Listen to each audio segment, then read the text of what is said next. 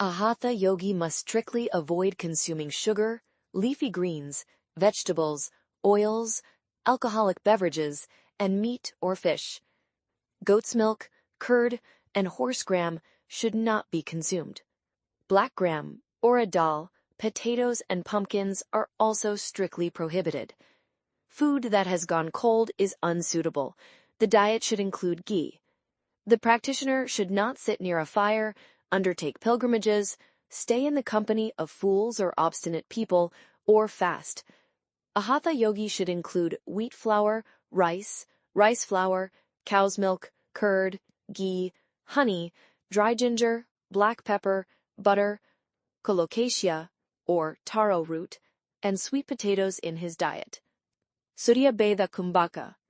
At the beginning of the practice of Rachaka, exhalation, the practitioner should perform pranayama while chanting the Omkara. Immediately after exhaling, he should lower his head and press his chin against his chest. At the conclusion of Kumbhaka, breath retention, or the commencement of Puraka, inhalation, he should perform Uddiyana Bandha, that is, he should draw the breath up to the navel center. This is known as Surya Beda Kumbhaka. The signs of mastery over this kumbhaka are the body becomes lean, a radiant glow appears on the face, and the seminal fluid becomes solidified, meaning it will not be discharged even if he engages in sexual union with women. Furthermore, this Surya Beda Kumbhaka cures all ailments affecting the brain and the heart. 2. Ujjayi Kumbhaka. Keeping the mouth closed, inhale through the right nostril and direct the breath toward the heart, and perform kumbhaka, breath retention, gently. Then, slowly exhale the breath through the left nostril. Practicing this kumbhaka alleviates chest ailments and cough-related disorders, and enhances the digestive fire, jataragni, through the nostril. 3. Sotkari Kumbhaka. The practitioner should place the tongue between the lips, inhale through the mouth to fill the abdomen, perform kumbhaka, breath retention, and then exhale through both nostrils. One must not exhale through the mouth. Exhalation must occur only through the nostrils, otherwise it may cause illness to the body. Indeed, even an ordinary person should never inhale or exhale through the mouth. If the practitioner masters this kumbhaka, he can survive for any length of time without food or sleep. He will become as strong as Devendra, the king of gods, and attain immense power. 4. Soteli Kumbhaka. The practitioner should protrude the tongue, resembling the beak of a small bird, and inhale. Then, after retaining the breath, kumbhaka, for a short while, he should exhale through both nostrils. Once the practitioner masters this technique, venomous creatures will cause him no harm. Even the venom of a deadly black cobra will have no effect on him. 5. Bhastrika Kumbhaka. Seated in Padmasana, the lotus pose, one should inhale through the left nostril, retain the breath, kumbhaka, and exhale through the right nostril. In this practice, the processes of Rechaka, Puraka, and Kumbhaka must be performed rapidly. While doing this, the practitioner's body will sweat profusely. The greater the sweating, indicating the intensity of the exertion, the sooner mastery is achieved. After this practice, the practitioner should rest for about 2 or 3 hours without engaging in any activity. If perspiration begins to appear on the body, the practitioner should close both nostrils using the thumb and index finger. After a few minutes, the processes of Rechaka, Kumbhaka, and Puraka should be performed again. Through this Kumbhaka, the Kundalini energy which lies dormant and asleep at the Mooladhara will rise up with vigor. Kumbhaka and Ujjayi Kumbhaka should be practiced during the winter season. Since they generate heat, they should not be practiced during the hot season. Sotkari Kumbhaka and Sitali Kumbhaka should be practiced during the hot season. Since they induce a cooling effect, they should not be practiced during the winter season. Bhastrika Kumbhaka is suitable for practice during all seasons. Surya Beda Kumbhaka cures all types of Vata-related disorders. Ujjayi Kumbhaka cures all types of Kapha-related disorders. Sotkari Kumbhaka and Sitali Kumbhaka eliminate all ailments caused by heat. Bhastrika Kumbhaka eradicates diseases caused by Vata, Pitta and Kapha imbalances. Bhastrika Kumbhaka must be practiced. This is because this Kumbhaka not only purifies the Sushumna Nadi, facilitating the movement of prana in the form of Kundalini through it toward the Brahmarandhra, but also removes the three Granthis, namely Brahma Granthi, Vishnu Granthi and Rudra Granthi, which act as major obstacles to the practice of pranayama. 6. Brahmari Kumbhaka. While exhaling with great speed, the practitioner hears the sound Brahm. Rechaka and Puraka, that is inhalation, are the crucial elements in this practice. The bliss experienced by the practitioner while performing this Kumbhaka is boundless. 7. Murcha Kumbhaka. Immediately after inhaling fully, one must perform Jalandhara Bandha. Then holding the breath, that is Kumbhaka, one should exhale very slowly. Murcha implies rendering the mind devoid of external sensations. In this manner, the mind becomes steady and merges into the state of Kumbhaka. 8. Plavini Kumbhaka. This Kumbhaka is practiced by filling the abdomen with breath. One who practices this Kumbhaka will always experience bliss. Kumbhaka is generally classified into two types, namely Sahita Kumbhaka and Kevala Kumbhaka. Sahita Kumbhaka. This is performed with the aid of the 8 varieties mentioned earlier. Kevala Kumbhaka.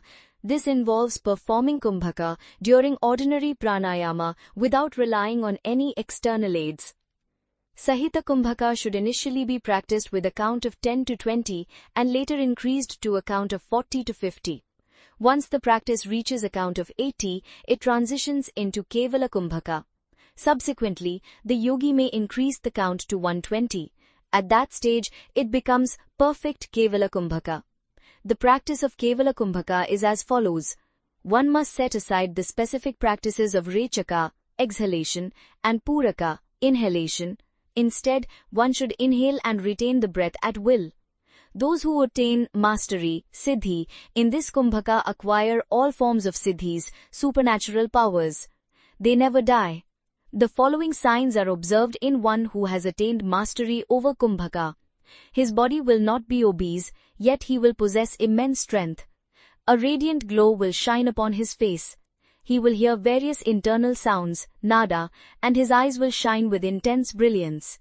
His eyes will be capable of perceiving even the minutest objects located at a great distance.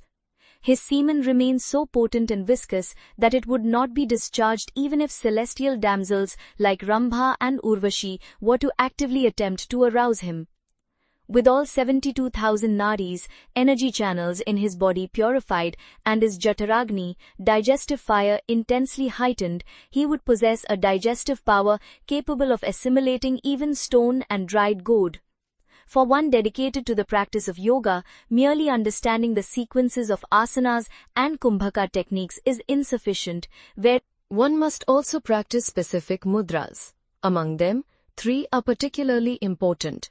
1. Mahamudra involves sitting in Siddhasana, extending the right leg, and grasping it firmly with both hands while gently pressing the area between the anus and the genitals with the heel of the left foot. One must close the 9 orifices of the body and rest the chin firmly against the chest. Then, pranayama should be performed. This practice revitalizes all the body's organs. It prevents the loss of vital fluids, shukla, dispels sins, and prolongs life. It bestows unparalleled radiance upon the practitioner and protects them from death. Their senses are brought under control and their desires are fulfilled. 2. Viparita Karani Mudra involves either an hour before or an hour after practicing pranayama, resting the head on the ground and raising both legs high, effectively standing upside down. Initially, one may hang upside down by grasping a tree branch with both legs. While in this position, one should sway gently. If a yogi practices this mudra for 3 or 4 hours daily, they conquer death and remain undestroyed even during the great dissolution, Mahapralaya. The practitioner of this mudra partakes of the nectar of immortality, Amrita, blissful. 3. Regarding Kechari Mudra, the yogi should sit in Padmasana, lotus pose, fix his gaze between the eyebrows and retract the tongue inwards, directing it towards the source of the nectar. The tongue must first reach the opening located in the upper part of the throat. One must reach it. The fountain of nectar lies within that very opening. Once the tongue begins to partake of this nectar, the mind ceases to be restless. To successfully practice japa, mantra repetition, while in Kachari mudra, the tongue must be lengthened. Unless the tongue is elongated enough to extend, via the upper throat, to the region between the eyebrows, it is difficult for a human to attain immortality. To lengthen the tongue, one should prepare a powder by mixing equal parts of powdered dried ginger and black salt, or common salt, if black salt is unavailable, with roasted black pepper. One should brush one's teeth with this powder every morning and also consume a pinch of it. Just as one pulls a cow's teat to milk it, one must grasp the tongue and gently stretch it a little more each day. This practice should be performed for 10 to 15 minutes every morning. It is through Kachari mudra that one reaches the Brahmarandra, the aperture at the crown of the head. If one learns to stretch and lengthen the tongue during childhood, it is easily accomplished. In older age, the nerves of the tongue become thick and do not stretch readily. Therefore, older individuals must consume specific kalpa preparations, rejuvenating herbal formulas, to facilitate the lengthening of the tongue. Using a small knife, one should sever the frenulum, the nerve or tissue at the base of the tongue. Then prepare a mixture of equal parts powdered salt and turmeric, and rub it onto the cut area every morning and evening for 7 days. Subsequently, the practitioner should sever a second nerve located beneath the tongue and apply the aforementioned powder in the same manner. One must continue to refine the tongue by repeatedly trimming it over a period of about 6 months. Only then will the tongue be able to extend freely up to the Brahmarandra. Once the tongue has been refined in this manner, the practitioner should curl it inwards and direct it upwards through the opening located towards the crown of the head. One should practice this Kachari mudra for half an hour daily. Once one masters this practice, there is neither danger nor fear for him. Indeed, death itself ceases to exist. If the breath is allowed to rise unchecked, it causes distress. Regarding Kachari mudra, which leads to the Brahmarandra, even if a practitioner who has received the initiation indulges with countless women, his vital fluid, shukla, will not be emitted. Although the practice of lengthening the tongue, involving cutting and stretching it, is described in yoga texts, it is generally undertaken by those who merely desire worldly fame and pleasure. Certain bandhas, locks, are prescribed to facilitate this yoga practice. Let us discuss a couple of the most important ones here. 1. Mula bandha. One should sit with both heels pressing directly against the anus, thereby sealing the opening, and draw the apana vayu, downward moving vital air, from the anal region into the sushumna nadi.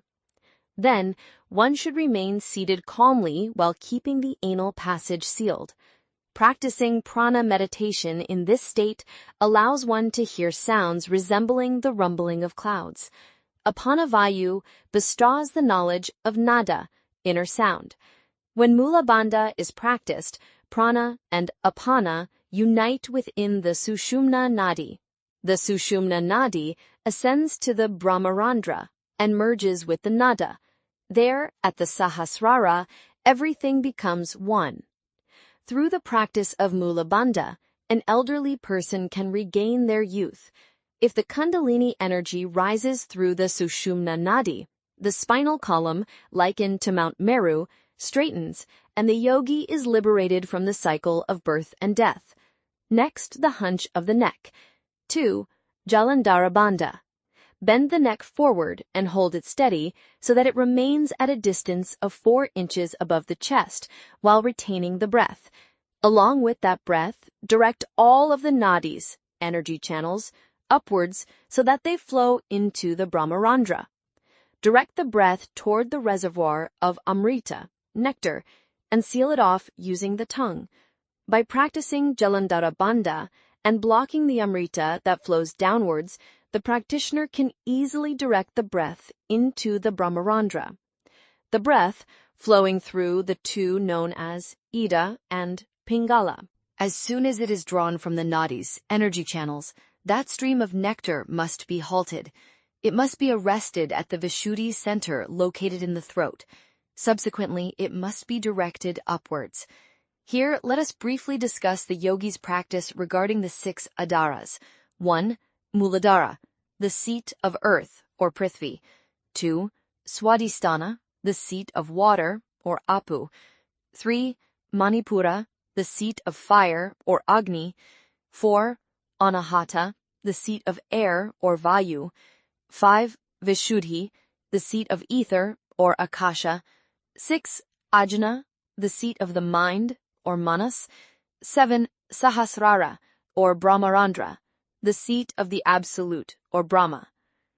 Up to the 6th center, Ajna, the jiva, or individual soul, evolves without losing its essential nature. Upon reaching the Sahasrara, it merges with the Paramatma. In the Muladhara, the Kundalini energy lies coiled in 3.5 turns, holding its own tail in its mouth. It rests within the Sushumna channel. It is self-luminous, Swayamjyoti. It is also known as Vakmata, mother of speech. All the nadis surround it. It is also referred to as the bija, seed. This Kundalini energy is indeed the Paramatma Shakti, the supreme divine energy. It is the source of the 3 gunas, sattva, rajas, and tamas. This energy shines with the radiance of millions of suns and the coolness of millions of moons. It is the union of the sun, the moon, and fire. This is what is known as the Mahashakti, the great power. This bija possesses both the power of action, Karma Shakti, and the power of knowledge, Jnana Shakti. It pervades the entire body. The luminous energy that permeates the Kundalini is known as Kama Bija. Through ceaseless meditation on this Muladhara, one attains various siddhis. The meditator gradually rises above the earth. The practitioner's entire body becomes radiant. He becomes omniscient. No disease afflicts him. Saraswati makes a perfect gift for him. He will achieve whatever he desires. If he does this for 6 months, non-stop, his prana will surely dissolve in the Sushumna. Take a lot of water in a brass foot, make a generous malabhaga, and wash the cave with water. Then, put the middle finger inside the anus and clean it by brushing around well. He should moisten a cloth with a lot of sandalwood and put this cloth together with his middle finger and insert it into the anus to clean the bowels. After that, one should do the scan in warm water or cold water according to one's preference. The procedure for tooth extraction has been mentioned earlier. While brushing the teeth, the saliva that seeps into the mouth should be removed and rubbed on the face or on the cheeks and forehead, and then the face should be washed with clean water. If you do this, all the dirt and warts on the face will disappear.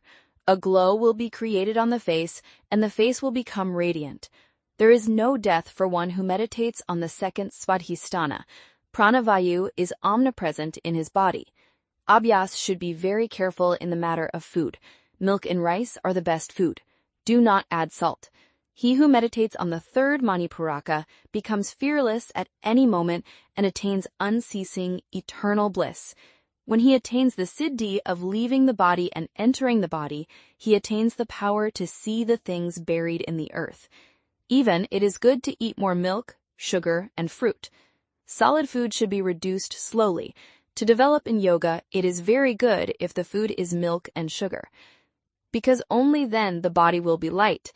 If we meditate on the 4th Anagata, we are in this world and in other worlds that are invisible to these crippled eyes. All objects can be reached. This source is in the heart. The knowledge he attains will be immeasurable. He will be a 3-time sage. He will acquire the power to perform celestial meditation. It is good if the meditator eats only milk and butter, the less sati the better. If desired, sugar can be added. Fifth Vishuddhi. It is located in the throat. All the secrets of Vedic Shastra will become clear to him who meditates on this source. If he gets even an atom of anger, the whole world trembles. He does not know the joy and sorrow of the external universe, and no matter what work he does, he never gets tired. He can stand against any number of people for any number of years. His strength never diminishes. To him, thousands of years seem like mere minutes. Aravadagiya Agniyal Dhyani Pavanuku Alive Kedayadu. In the seventh Brahma Rantra, there is a 1,000-petaled Aravindam called Sahasrara. In the center is the moon. Amruta flows incessantly from here. Amruta Tarai flows continuously towards the middle nadi. When it goes to the left side, it is called Ganga. The median passes from the right side of the brain through the left nostril. Here it is called Uttara Ganga. The yogi should meditate on the Tristi in the area between the midpoint and the Pingala. Pingala Pa passes from the left side of the penis through the right nostril. Nangu idalgalayodaya mula daratin naduvile suryan erakuradu. It is constantly spewing venom. Just as nectar goes to the left side of the nostril, poison goes to the right side of the nostril. Beings ranging from the celestials downwards prostrate at the lotus feet of the yogi who practices meditation with a fixed, unwavering gaze. Furthermore, 10 types of sounds are heard within the Brahmarandra, the aperture at the crown of the head. Of these, one manifests at the very entrance of the Brahmarandra, while the other 9 occur around it. In the practice of yoga, mere theoretical knowledge is insufficient, actual practice is paramount. Therefore, only those endowed with steadfast intellect and firm determination should embark upon the practice of yoga. We mentioned that there are 10 types of sounds within the Brahmarandra. They are as follows. The first sound resembles the buzzing of a large black beetle. The second sound resembles the sound of a staff or rod. The third sound resembles the sound of a conch shell. The fourth sound resembles the ringing of a bell. The fifth sound resembles the sound of cymbals, tala. The sixth sound resembles the sound of a murali, flute. The seventh sound resembles the sound of a bherikai, large drum. The eighth sound resembles the sound of a mridangam, double-headed drum. The ninth sound resembles the sound of thunder. The 10th sound resembles a combination of a lion's roar and the rumbling of thunder clouds. Those who attain deep absorption, nishtha, in these sounds and realize their essence become liberated from all fears and merge into the Supreme Soul, Paramatma. Upon attaining mastery over pranayama, breath control, all these sounds become audible clearly and distinctly. When the 10th sabda, sound, is clearly heard, man sheds his individual human nature, transcends even the divine nature, and becomes the Atma Vastu, the all-encompassing, the one and the embodiment of bliss. Sounds are the points of origin for the 10 vital airs that circulate within the body. Therefore, a yogi, and especially a hatha yogi, must practice with great care regarding the matters mentioned above. Raja Yoga is not nearly as complex. Since the Atman, self, is the embodiment of knowledge, it has been repeatedly established that we must strive to attain perfect, flawless knowledge. There is only one path to acquiring this knowledge: single-minded concentration, or ekagrata.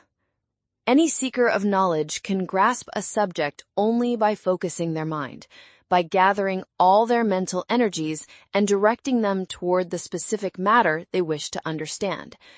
Right now, for instance, I am writing about this subject of yoga. The more I focus the full power of my mind upon a subject, the more I am able to discover and reveal the secrets of yoga.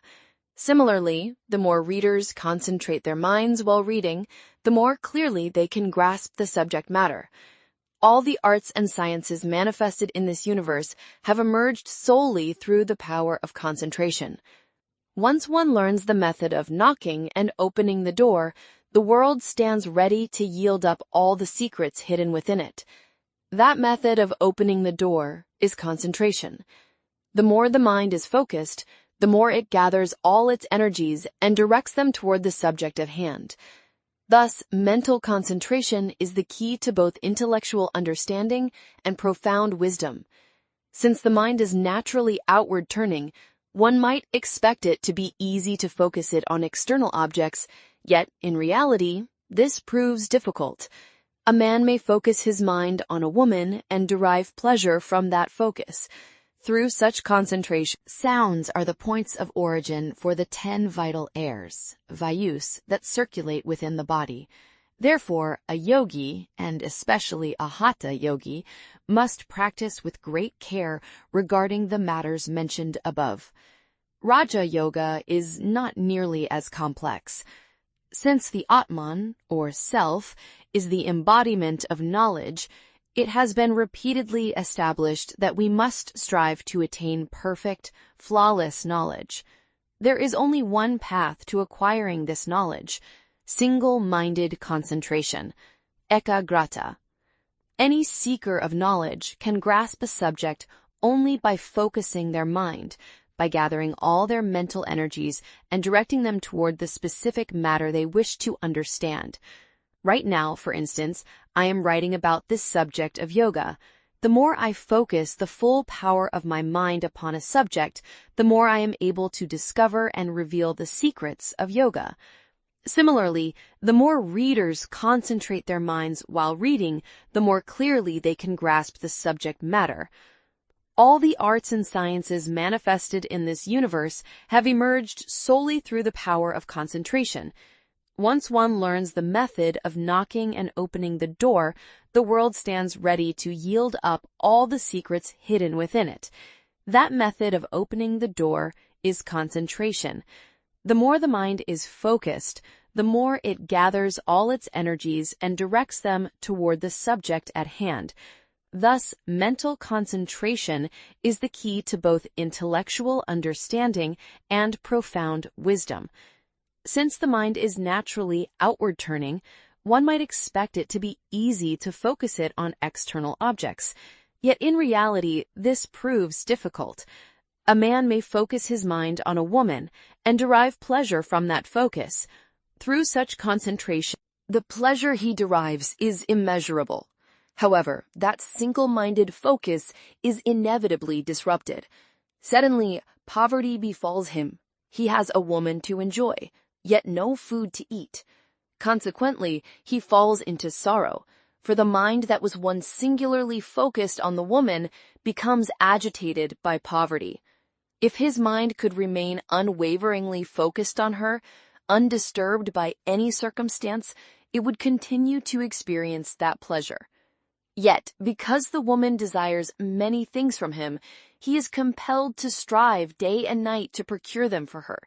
This very necessity prevents his mind from maintaining its single-minded focus and causes it to become restless. Furthermore, when that woman dies, the mind, having been so deeply focused on her, suffers a disturbance proportionate to that attachment, resulting in profound grief. Therefore, for a man to successfully focus his mind on an object, that object must desire nothing from him. In reality, however, every object in the world demands something from him. If he becomes attached to a woman, he must attend to her needs and fulfill all her desires.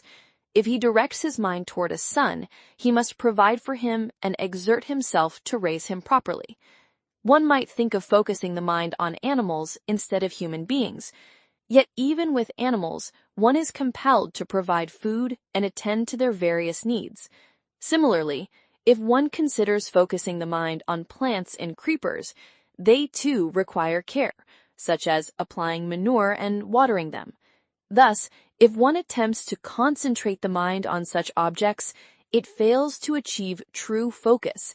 Instead, it becomes restless as it seeks to fulfill the requirements of those very objects. Therefore, attempting to concentrate the mind on any object within this external material world is an impossible task.